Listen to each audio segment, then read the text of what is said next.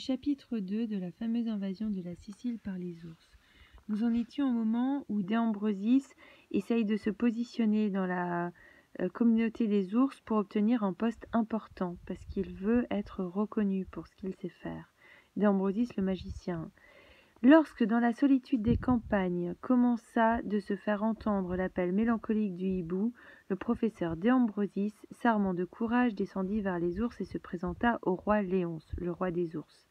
Et comme il parle bien, et quelle science s'échappe de ses lèvres, il explique qu'il est magicien, nécromant, qui utilise les morts pour annoncer le futur, ce qui en fait revient au même, devin, prophète, sorcier. Un devin, quelqu'un qui devine le futur, prophète, il fait des prophéties aussi sur ce qui va se passer. Il dit connaître la magie noire, donc la magie qui fait le mal, et la magie blanche. Savoir lire dans le cours des astres, c'est-à-dire dans les étoiles, les astres. Connaître en somme toutes sortes de choses extraordinaires. Parfait, répond le roi Léonce, avec une grande cordialité. Je suis enchanté de ta venue, car c'est toi qui vas me retrouver mon fils. Et où est-il, ce fils ? Demande le magicien, commençant à soupçonner que les choses pourraient n'être pas aussi simples qu'il se l'était imaginé. Belle question, s'exclama Léonce. Si je le savais, je n'aurais pas besoin de toi. Mais alors, tu voudrais que j'use de magie ? Balbutie le professeur, éperdu. Eh oui, bien sûr. Où est la difficulté pour un grand savant comme toi ? Je ne te demande pas la lune. Majesté, supplie alors De Ambrosis, oubliant tous les airs qu'il vient de se donner. Majesté, c'est ma perte que tu veux. Je ne peux user de magie qu'une seule fois, une seule pour toute mon existence. Ce disant, il mentait comme un arracheur de dents, puisqu'il peut l'utiliser 2 fois. Tu cherches à me perdre. Et les voilà partis à discuter. Léonce, résolu à se faire dire ce qu'il était advenu de son fils, le magicien décidé à ne pas céder. Les ours, fatigués et rassasiés, s'étaient endormis qu'ils discutaient encore. La lune atteignit son zénith, c'est-à-dire le point le plus haut, commença de décliner, donc on entre dans la deuxième partie de la nuit, et tous deux discutaient. La nuit se consuma petit à petit et la discussion se poursuivait. L'aube surgit que le roi et le magicien étaient encore en train d'argumenter. Argumenter, c'est apporter des arguments pour défendre ce que chacun veut dire. Mais comme dans la vie, les choses arrivent toujours au moment où l'on s'y attend le moins, voilà qu'au premier rayon du soleil, d'une hauteur voisine, se leva un gros nuage noir et menaçant comme une armée en marche.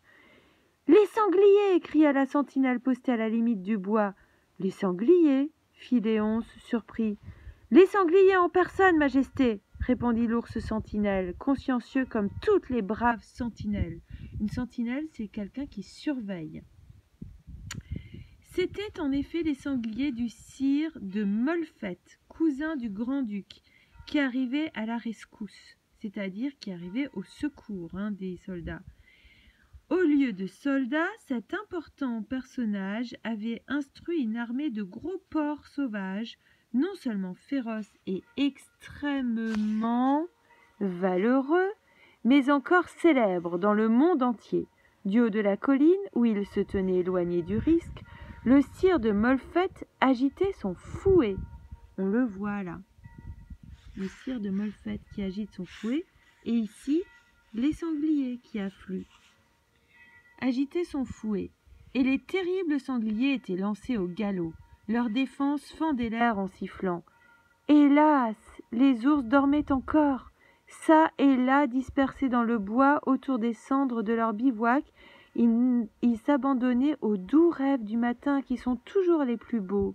Le bivouac, c'est un endroit où l'on campe, campement provisoire. Le trompette lui-même dormait. C'est le monsieur qui sonne l'alerte. C'est l'ours qui est chargé de souffler dans sa trompette. Et ne pouvait sonner l'alarme. Dans son clairon, c'est un instrument en cuivre, comme la trompette, abandonné sur l'herbe, le vent frais de la forêt soufflait doucement, modulant une triste ritournelle. Une ritournelle, c'est une chanson où les refrains sont très fréquents, qui recommencent tout le temps. Un chant léger qui ne pouvait assurément suffire à réveiller les bêtes endormies. Autour de Léonce, il n'y avait qu'un faible détachement d'ours fusiliers. Les sentinelles de service armés des mousquets pris au grand-duc, personne d'autre. Donc autour du roi, il n'y avait que quelques ours qui avaient des mousquets, c'est-à-dire des espèces de vieux fusils qu'ils ont pris à l'armée du grand-duc. Mais il n'y a personne d'autre. Les sangliers, tête basse, se ruaient à l'assaut.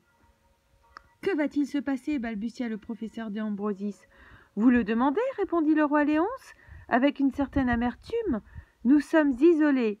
Il ne nous reste plus qu'à mourir. Essayons au moins de mourir décemment. » Il tira son épée du fourreau. « Nous mourrons en braves. » « Et moi » supplia l'astrologue. « Et moi » D'Ambrosis mourir lui aussi, dans une série de circonstances aussi bêtes. Il n'en avait aucune envie. Mais les sangliers n'étaient plus qu'à 150 mètres, lancés comme une avalanche. Et les sangliers, il faut savoir que ce sont des bêtes qui ratissent tout sur leur passage. Alors le magicien fouilla dans ses poches, en tira la baguette magique, prononça à voix basse d'étranges formules, traça en l'air des signes. Oh, la magie était aisée avec une telle frayeur au ventre. Il a tellement peur que il trouve vite la formule qui va bien, qu'il faut dire. Et voilà qu'un sanglier, le premier, le plus gros de tous, se détache du sol et se gonfle, jusqu'à devenir un véritable et authentique ballon. Un véritable ballon aérostatique qui s'envole vers le ciel. Puis un deuxième et un troisième et un quatrième. À mesure qu'ils arrivaient, les funestes sangliers demeuraient mystérieusement frappés d'enchantement, se gonflaient comme autant de vessies. Une vessie, c'est l'endroit dans le corps où est stockée l'urine, qui peut se gonfler comme ça. Plus l'urine arrive, plus ça se gonfle.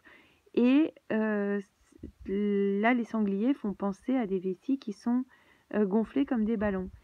Quelle étrange chose que de les voir décoller, entraînés avec les zéphyrs, c'est un vent d'ouest doux et agréable, et les petits oiseaux jusqu'au milieu des nuages, doucement bercés par la brise. Ainsi il avait voulu le destin. Il avait voulu une première fois user de magie. À présent, la baguette ne pourrait plus servir qu'une seule fois. Un seul coup de baguette, et Déambrosis redeviendrait un homme comme les autres, vieux et laid de surcroît. Ça veut dire en plus de surcroît. C'était n'être guère payé de tant d'avarice.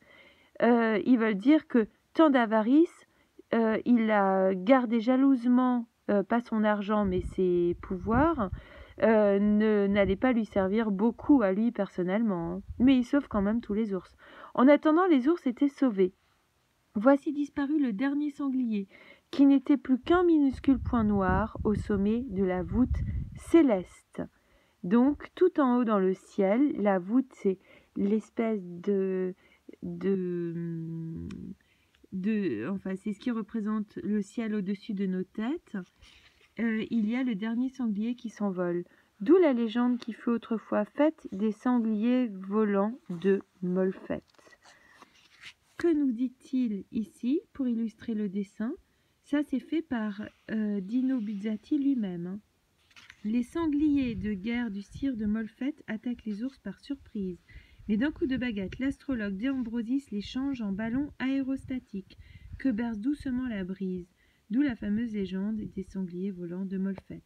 Et voilà, c'en est fini du chapitre 2. À bientôt.